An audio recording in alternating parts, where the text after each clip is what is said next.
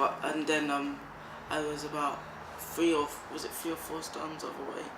About 3, yeah. About 3 stones overweight, and my brother said, "Look, you have to at least have an idea of what you want to be in the future." And Mum said, "Well, he doesn't stop kicking the ball around." And I said, "To be honest, I don't think it will happen, but I really do love football." And then he started a football team from scratch. It was basically her school and my school just get people who like to play football. But the teams didn't want, the other teams didn't want. Yeah, because it was just more people that get in trouble a lot, and families can't provide for them, like money-wise. So the people wouldn't come and pick them up, so they would just be left playing in the cage and Woolwich and stuff. So my dad was like, "Oh, come along, I'll help you out." And then now they're amazing footballers now. They're getting scouted everywhere. And my dad's like, you just put a little bit of belief into children and they can come out with amazing things. The first set of kids, they would want to fight the coaches. Oh my. Yeah, they were really bad. I remember the only person who could control them was my brother. But as soon as he left, like say last time he went to pick up, well, we was in the middle of training, but a boy had a wedding on that Saturday, so he's a bit late for training. So my brother went to pick him up halfway through the training session. And then when he came back, all the boys were fighting, throwing things, fighting the coaches. It's like and at then, school, and they have a supply. Yeah. And they're like, "Yes, we can spell." No, when my dad came back, he was like, "Laps, go on laps." And we'd have to run. No. We wasn't even allowed to play that week. We had a match, but he said he cancelled it. Said, "Nope, your behaviour's too bad. You're not playing this week." And So the football made a lot of difference. Yeah, I think it's changed my life, to be honest. It's taught Joel definitely that if you put in a lot of prayer and hard work, there's nothing that you can't achieve. Yeah, I do a bit, but sometimes I don't really want to do it because I get home from school and I'm really, really tired. But I know I have to, because at the end of the day it's my mum, so I have to do whatever I can to look after her, because I know she does and for me, and I think she's one of the greatest mums in the world, because she's a disabled single parent and she does everything she can to support us. And I love her for that. She's amazing. Yes, they're just blessings. They're just blessings. And that's why I'll give them anything. Anything that their little heart asks for, because there's nothing too much, you know. I know it's hard for them sometimes. They'd rather be out playing with their friends or whatever, but there's nothing too much that they... Look, I'll start crying in a minute.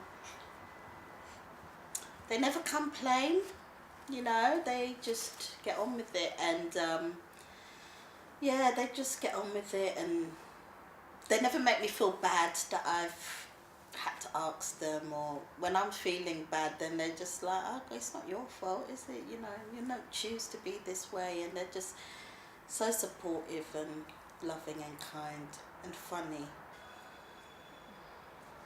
I think it's the missing out on some things. Like sometimes, like there'll be a big, because we arrange football tournaments between each other, so we'll get everybody from this estate, the estate down there, and Charlton estate, and we'll have a really massive three-a-side football tournament. And sometimes I have to let the team that I'm in down, saying that I can't come and play because I have to look after my mum today. I think sometimes that's quite hard, but I have to do it. So I think one of the challenging things as well is talking about death. Probably most parents my age or grandparents my age wouldn't have those kind of discussions, but we do have to discuss, you know, what will happen if I pass away, and who would take care of him, and, you know, stuff like that. So you find that a bit challenging, don't you? He often says, "I don't know what I'm going to do if you die, Mum." So it's thinking about death, where other children probably take for granted that their parents are going to be there till old age. You don't really have that. So I say, spoil me while I'm here. Innit? All the time. Yeah. I don't find anything else difficult about helping my grandma. I love doing it. It's fine for me. Most of the time when I'm helping her out, she would tell me a story, and it's the Blue Riding Hood. Oh gosh, I love that story. It's one of the only stories I remember from Grandma, but you could tell it's made up because Every single time it was a different story. It would never be the same. The only thing she would keep the same is the Blue Riding Hood, but she would do it in the Jamaican accent, and I love it all the time, all the time. But What's that story? I don't know.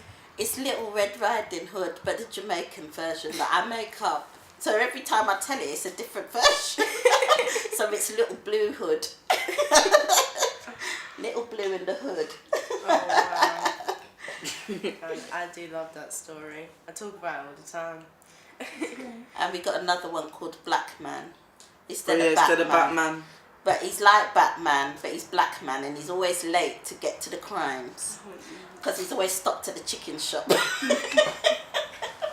on his way to the fighting crime.